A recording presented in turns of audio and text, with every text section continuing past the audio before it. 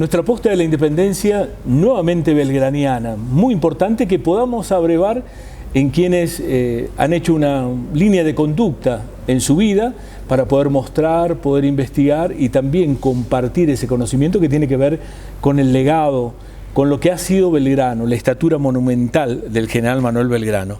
Por supuesto, siempre con Jorge Atilio Mendía, el presidente de la Fundación del Bicentenario, con quienes nos vinimos a Perico, aquí a Jujuy, a participar del coloquio, y nos encontramos con la maravillosa gente del Instituto Belgraniano de Jujuy, y hoy estamos en la compañía del arquitecto Greni, que es el vicepresidente de esa institución. Decirte, mi estimado Carlos, que con Luis bueno, hemos caminado algunas postas de la independencia, algunos caminos, con los bicentenarios puntuales. Y allá cuando él fue, nos visitó en Tucumán con el bicentenario de la Escarapela, el 2012, y también con el bicentenario de nuestra independencia en el 2016.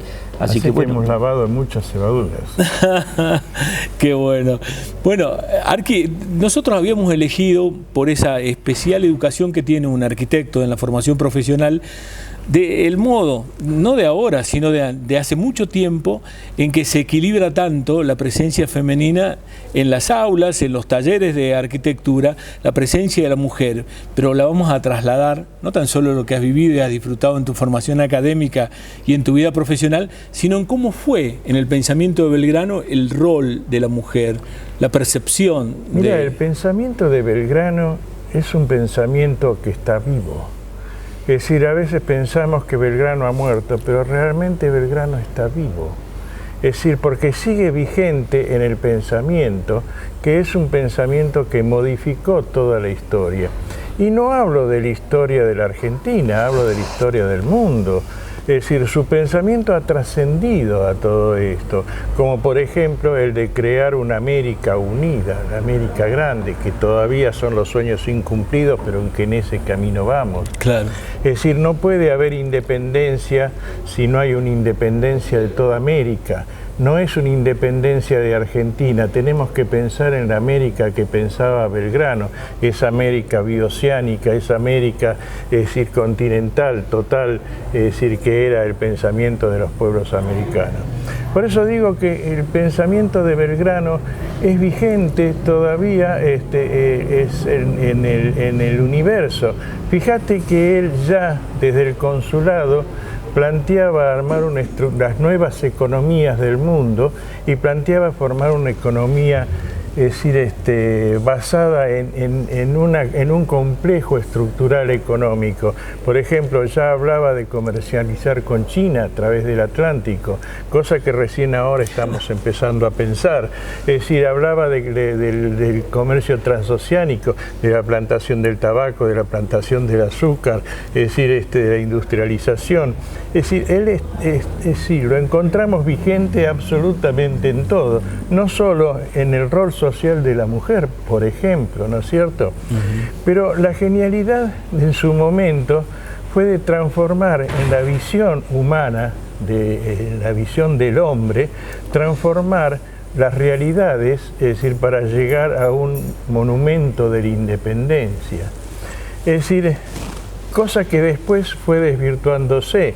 Por ejemplo, en principios del siglo pasado, Leopoldo Lugones empieza a bautizar esta guerra que se llamó Guerra Gaucha, de la cual yo no estoy de acuerdo, y si estoy de acuerdo es parcialmente, porque en realidad no se formó una guerra gaucha, se formó una guerra popular.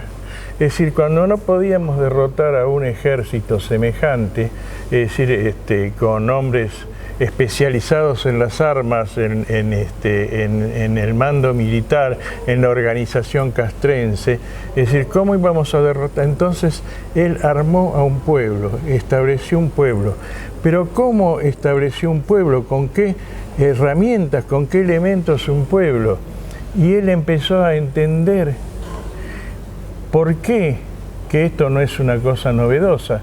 ¿Por qué, por ejemplo, existía este sentimiento del hombre del norte sobre la tierra? La tierra para nosotros era un bien sagrado, es decir, era la Pachamama, siempre lo fue. Es decir, la Pachamama, Es decir, ese bien nosotros somos parte de la tierra no nos pertenece, entendemos que la tierra es el bien sagrado. Para los que venían desde el sur, la tierra era un bien de cambio, se vende, se cede, se transfiere. En este caso, para los monárquicos, es decir, la tierra era propiedad del rey. O sea, estábamos hablando lenguajes distintos. Nosotros defendíamos nuestra tierra, nosotros defendíamos nuestro ser sagrado. Por eso la política geopolítica y la política, digamos, lo geopolítico de estos hombres, la mirada. Pero claro, clarito.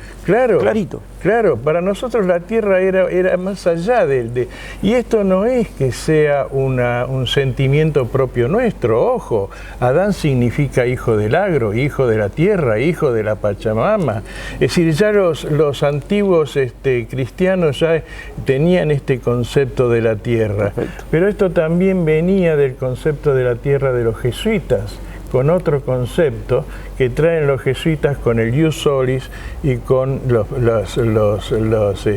justos títulos, ¿no es cierto?, que tanto van a darse en los jesuitas cuando Suárez y los otros de las casas van a crear esta teoría de los justos títulos, donde todos somos hijos de Dios y somos iguales ante Dios. Entonces va a revolucionar todo el pensamiento europeo, donde los griegos van a hablar también de Gea, donde los romanos también van a hablar de Gea. O sea que es lo que va a traer en los jesuitas el tomismo. Allí se va a presentar toda una filosofía que se empieza a rescatar, que va a ser distinta, y esa filosofía de los jesuitas lo estudian en Salamanca. No es casualidad que Belgrano se recibe en Salamanca. Hacemos un punto ahí, Arqui, ¿eh? Hacemos una pausa en nuestra posta de la independencia y ya volvemos.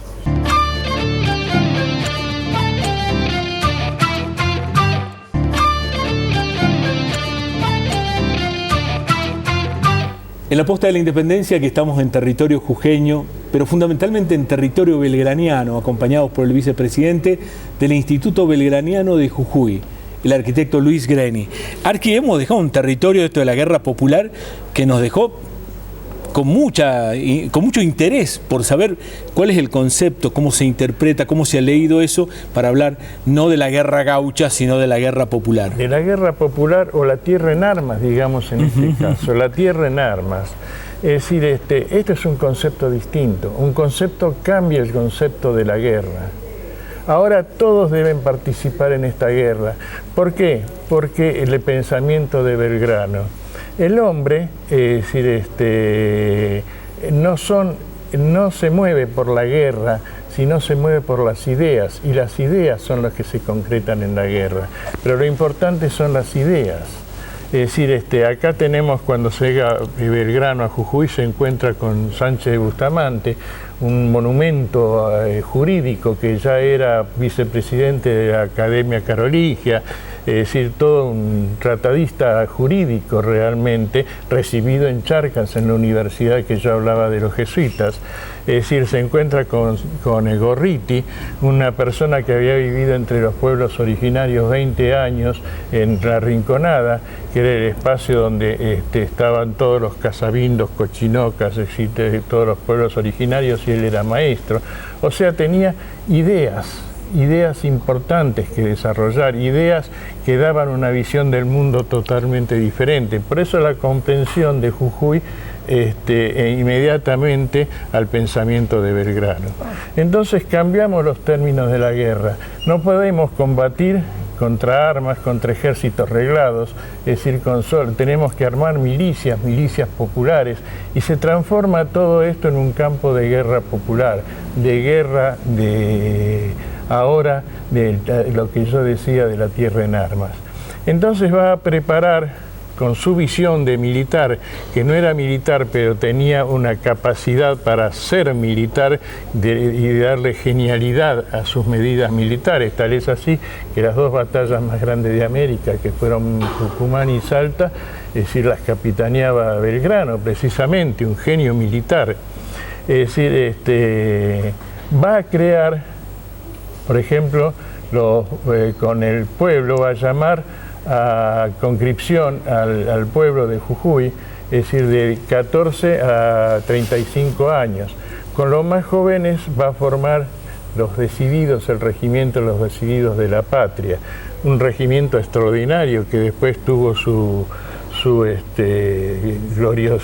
glorificación en Las Piedras, donde los decididos actuaron en Las Piedras con una extraordinaria capacidad, y lo va a hacer también en Tucumán, en la batalla de Tucumán. La mayor cantidad de muertos que tuvo la batalla de Tucumán eran de los decididos. Es decir, y quiero hacer un paréntesis acá, porque la gente que está en Tucumán debe entender esto y debe considerar esto. El pedido nosotros de agradecimiento a cuando llegó en el exilio, en el momento más difícil de los jujeños, que llegamos a Tucumán con el éxodo, fuimos atendidos con la mayor bonomía por los tucumanos. Eso es una deuda que debe quedar registrada en la historia de gratificación de los jujeños al pueblo de Tucumán. Luego volvimos acá. Cuando volvimos triunfantes, habíamos derrotado una monarquía. Es decir, ahora nos constituíamos en Estado de Derecho. Habíamos cambiado en el pensamiento, en el mundo, que primaba la monarquía por el Estado de Derecho.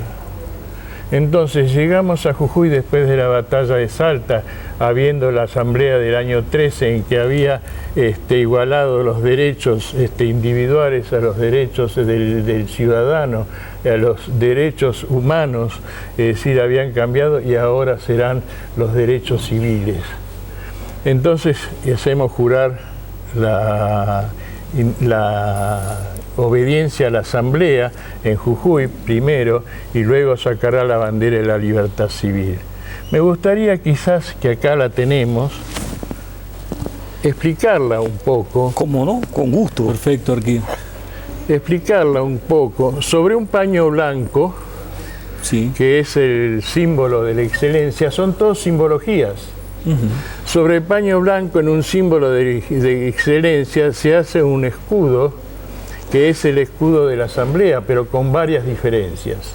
Es decir, donde está el campo azul y blanco, que es el campo que la asamblea determina como colores patrios al determinar el himno nacional, es decir, las manos entrelazadas sin ningún aditamento especial que indique clase social o que indique igualdad, en la solidaridad y la fraternidad, sosteniendo una pica, que es una herramienta de trabajo, es decir, el trabajador, la solidaridad de los pueblos en igualdad, es decir, ante la ley, que sostiene un gorro. ¿Qué es el gorro? Es el símbolo de soberanía. Es decir, la soberanía que nosotros teníamos, la corona, la cambiamos por un gorro de manga. No el gorro frigio, porque el gorro frigio es el símbolo de los liberales. Es decir, acá estamos en el símbolo del pueblo, y el pueblo, en ese momento no existían fábricas de sombreros, era el gorro que le tejían nuestras mujeres a nuestros soldados, a nuestra gente. Es decir, era el gorro de manga. Por eso no es el gorro frigio característico, el de Ligia. Claro. Es decir, es el gorro de manga. Y el gorro de manga tiene una borla, es decir, que es el maíz capacha, porque todo pueblo tiene su tradición, y el símbolo del maíz capacha es el símbolo del incario. Y después los círculos dorados indicando la coronación. Entonces esto tiene un lemisco rojo, porque es decir, tenemos los símbolos del triunfo, es decir, que son los laureles, que en este caso no son laureles.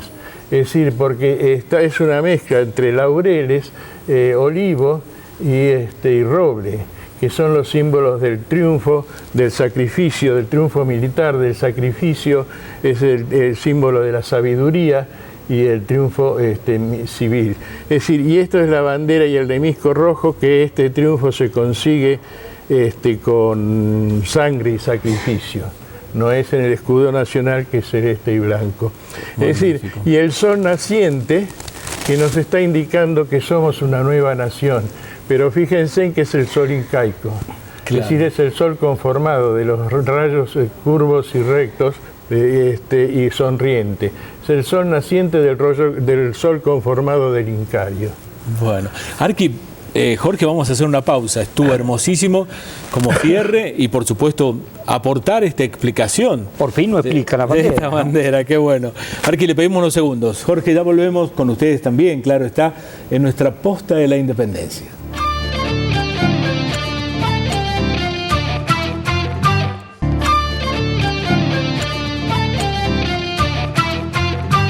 Nuestra posta de la independencia, como dijimos, estamos en Jujuy, en la compañía del vicepresidente del Instituto Belgraniano de Jujuy, el arquitecto Luis Greni, que asimismo es miembro del Instituto Nacional, miembro número, claro. Bueno, habíamos... Sí, yo te decía, en la charla pasada, que esto simbolizaba los derechos humanos, los derechos civiles, los derechos del ciudadano. Habíamos dejado de ser súbditos para ahora somos ciudadanos.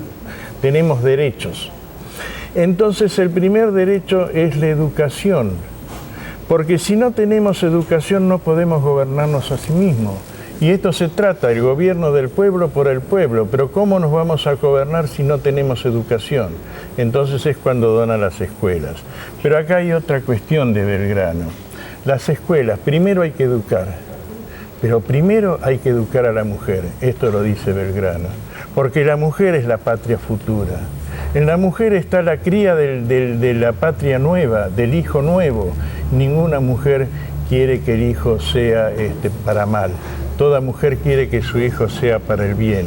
Entonces, lo fundamental es educar al hombre, pero educar primero a la mujer, porque la mujer es el futuro de la patria.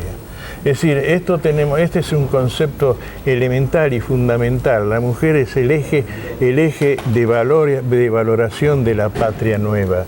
Es decir, y cuando uno piensa en la madre, pensemos si nosotros nos han educado para el daño. Es decir, nosotros estamos educados para el bien común. Por eso es decir, la importancia que le da Belgrano a la mujer. Fue el primero que nombró militares a la mujer en los ejércitos populares. Es decir, y siempre dándole ese lugar que debe ocupar la mujer en el mundo, es decir, en el mundo que nosotros pretendíamos crear para nuestro futuro. Ahora, al ser tan de vanguardia, Belgrano seguramente, porque también se nota que existe un criterio, al abrevar de tantas fuentes tan importantes, pero fue poniendo el equilibrio justo, que de eso entiendes vos tanto de arquitecto, de siempre tender a un equilibrio de las distintas porciones, si cabe el término, de ese conocimiento que queremos que sea lo mejor de lo mejor como propuesta para el futuro de lo que nosotros pensamos que es el gobierno, el futuro de la América, el futuro de este territorio por el que él ha luchado no tan solo con la palabra, sino también con las armas. Ahí Güemes definía hoy que somos una misma moneda. La moneda es la soberanía económica de un país. En esa misma moneda tenemos dos caras, el hombre y la mujer. No puede haber una sin el otro. Es decir, por eso la importancia que se le da a la mujer, porque es el sustento de todo como lo es el hombre. No hay diferencias acá de hombre-mujer. Estamos en una guerra popular donde la mujer cumple su rol y nosotros cumplimos el nuestro. Es decir, pero en la igualdad y el entendimiento de que somos una misma masa humana, es decir, donde tenemos valores y esos valores con la profundidad, y a vos te habrá pasado, porque a todos nosotros nos pasó, recordamos las cosas grandes de la mujer. Por ejemplo, a mi madre cuando me decía Chango, es decir, la mujer es lápida o pedestal del hombre. Es decir, Chango, no hieras a una mujer que ni pata con el pétalo de una rosa. Todas esas cosas, es decir, que nos van quedando a nosotros como valores de humanos, que nos van quedando, lo tenemos de nuestra mamá. El padre, es decir, está siempre en la cría del hijo, por supuesto, pero nacemos del vientre de una madre, nos alimentamos del pecho de la madre y crecemos con las caricias, es decir, de nuestra madre. Entonces, la imagen femenina es el fundamento de nuestra existencia. Bueno, Arqui, de verdad ha sido un placer, un gusto estar aquí con ustedes, compartiendo este hermoso coloquio y también el conocimiento, la pasión belgraniana para poder compartirla y difundirla. Que sigan estos encuentros, que siga la pasión de ustedes para contagiarnos a todos nosotros. Y viva la patria. Que así sea. Viva Que la viva. patria. Gracias, Luis. Bueno, con el vicepresidente del Instituto Belgraniano en Jujuy, el arquitecto Luis Greni, con el presidente de la Fundación del Bicentenario, Jorge Atilio Mendía, les decimos hasta nuestro próximo encuentro aquí en la Posta de la Independencia por Telefe Tucumán. Muchas gracias.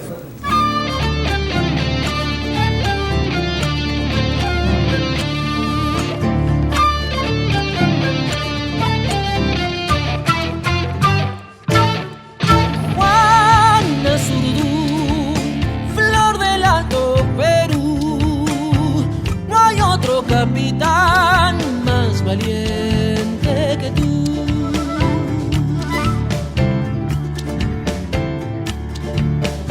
Oigo tu voz más allá de Jujuy y tu galope audaz, doña Juana Zurduy. Me enamora la patria en la